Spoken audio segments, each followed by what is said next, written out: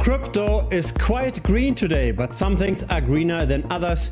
UXLINK is beating the rest. Why is it up? Let's have a look at some data most people aren't considering. So with the rally, UXLINK became a trending token. It's up more than 50% today, almost 170% this week, more than a 4x this month, and almost an 8x since listing on CoinMarketCap, which was in the middle of July of this year. So this all looks nice and positive. There's good momentum. Maybe we can ride a bit that momentum. But how solid is that rally really? The token is housed on Arbitrum, on the layer 2 blockchain on top of Ethereum, up.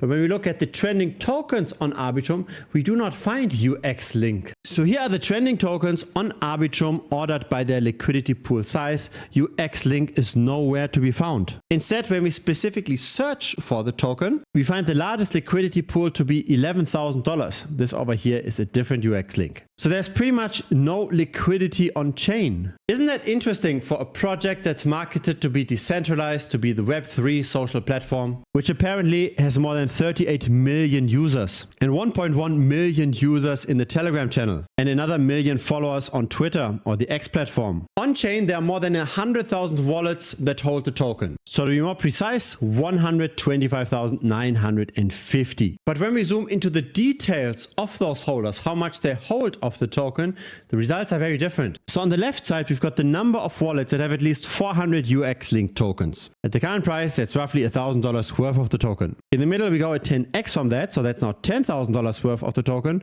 On the right, another 10x, so $100,000 worth of the token. When there are 38 million users of the platform and more than 100,000 holders on chain, how is it possible that only 150 wallets have more than $1,000 worth of the token? And how is it possible that 40 wallets, so 1/3 of those wallets, have more than $100,000 worth of the token? How do we see those kind of massive jumps where suddenly 2,000 wallets hold $1,000 worth of the token and then again less than 200 in the span of just a few days? How is it possible that the trading volume is so volatile? So on one day we had almost 1 million buyers and sellers. On other days, we've just a few hundred buyers and sellers. And yesterday and the day before yesterday, we've seen more than 80% buyers versus sellers. How is that possible when the price went up that much in the last month? Now, crypto as a whole is currently expanding very, very quickly. What we've got behind me is the stablecoin market cap. And this is a 3-year chart. So it starts in July 2021. And we peaked in the stablecoin market cap in April of 2022. Over here, what happened was the Terra Luna collapse. So this is when Anchor protocol went bust.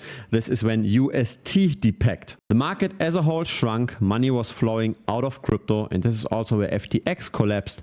And then we saw the turnaround in October of last year. Now money is flowing into crypto again, and that's recently accelerating. The stablecoin market cap going up means, of course, that money is flowing from fiat into crypto, and that of course means that prices across all of the crypto space should continue to rise. I really like this chart because it has very little volatility. We can see the trend very clearly. In the short term though, we might be slightly heated. What we've got over here is again a stablecoin market cap chart, but this time that's not in US dollars. This time it's relative to the entire crypto market. So you might have heard of the Bitcoin dominance chart, right? How much of all of crypto is currently in Bitcoin? That's, by the way, currently at roughly 60%. It tends to peak at around 70%.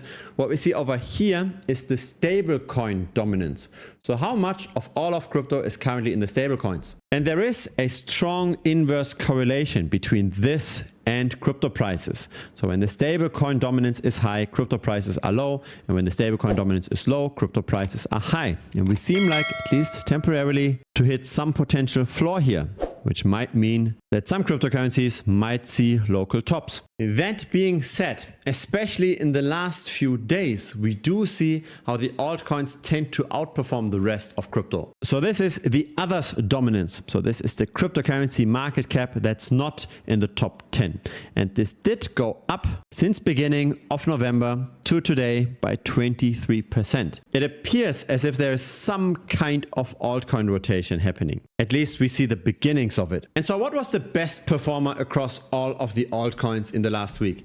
It's Virtual Protocol. Virtual is a launchpad of AI agents on the base chain, and it almost tripled in the last week. This is the long-term chart, very impressive. And the big question is, how can we buy something like virtual when it's not up there, but when it's somewhere down here?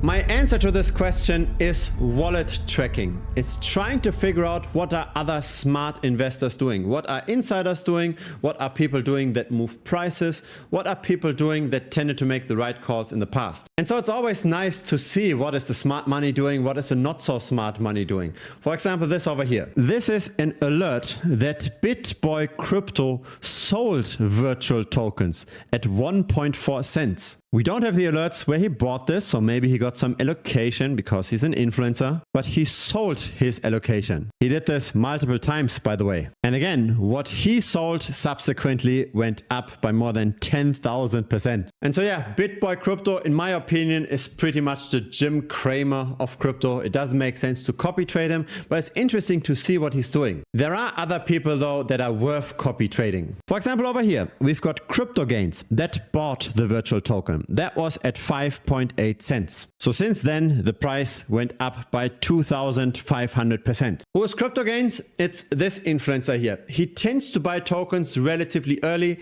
and he tends to also be very public about his purchases, which can generate, of course, a lot of attention and can bring in more investors, pushing up the price further. So he does very risky plays regularly. He's got 138,000 subscribers. And so how do we get these buy and sell signals? It's through finding the right wallets first and foremost, right? It's doing some on-chain analytics to figure out those wallets. And it's subsequently by putting those wallets in a wallet tracker and get notifications whenever they buy and sell. So over here, we've got the wallets by Crypto Gains that we are tracking. We've got 55 of his wallets. But then at a later point in time, we also see more people buying into the virtual token, the people that tend to deploy much more capital. For example, over here, we've got Kyle Chessy that bought $100,000 worth of the token, and that was at 48 cents.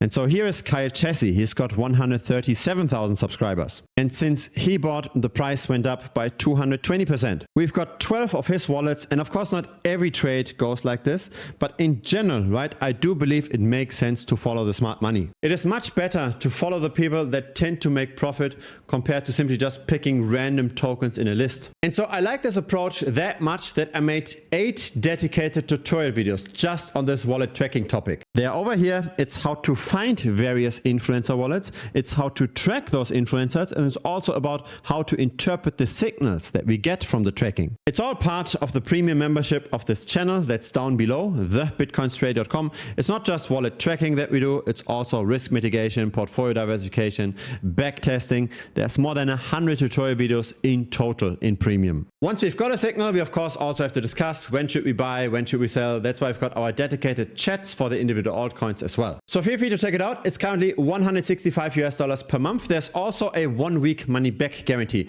So in case you don't like premium, in case you don't learn anything, just message me within the first 7 days and I will refund you 100%. There's really zero risk for you. Now let's have a look at the data in more detail. What happened in the last month? How did the price appreciate that much? Have a look at the number of new users versus recurring users over time. In the last 2 days, we have seen a lot of users that have already transacted with the token, that have done those transactions again. So this might be very old holders. This might be wallets that transacted 10, 20, 30 times in a single day. The delta between returning users and new users over time is definitely very unusual. When we just look at the new users, we do see a bit of more natural growth, but still yesterday, 98% of wallets that traded the token already owned the token. Let's have again a look at the number of retail investors versus whale investors. So on the left side, it's $1,000 worth of the token, in the middle 10,000, on the right 100,000. But this time we only look at the last month. So the price again went up by 357%, and the number of holders for any wallet cohort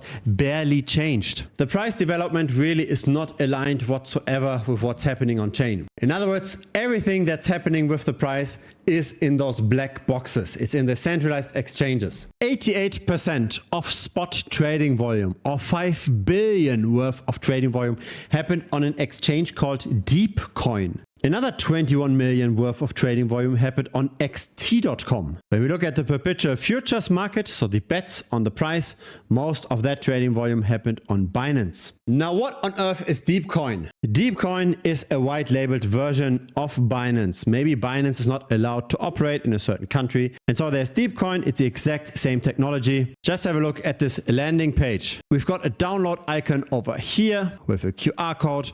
We've got a language selector over here. We've got a toggle for the light theme or the dark theme. And now compare this with Binance. The exact same thing. We've got a download over here. We've got a language selector. We've got our toggle for dark theme and regular theme. What about XT.com? It's really not that different. We've got our toggle over here. We've got our language selector over here and our app download, which is a QR code. So what's actually happening here?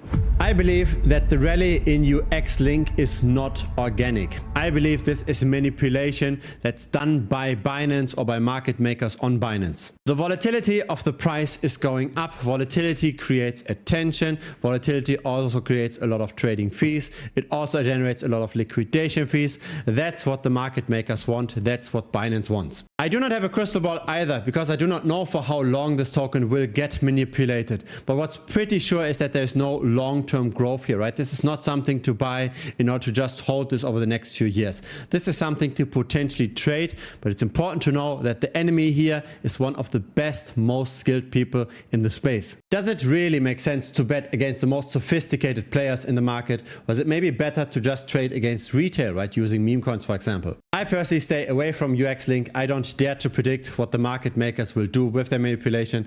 I believe that the price is likely going to go exactly in the opposite direction to where most people bet on, maybe with the derivative futures. If you got some value out of this video, feel free to subscribe. I publish videos regularly. A like would be very much appreciated as well. It helps the channel grow. See you in the next video, or see you in premium.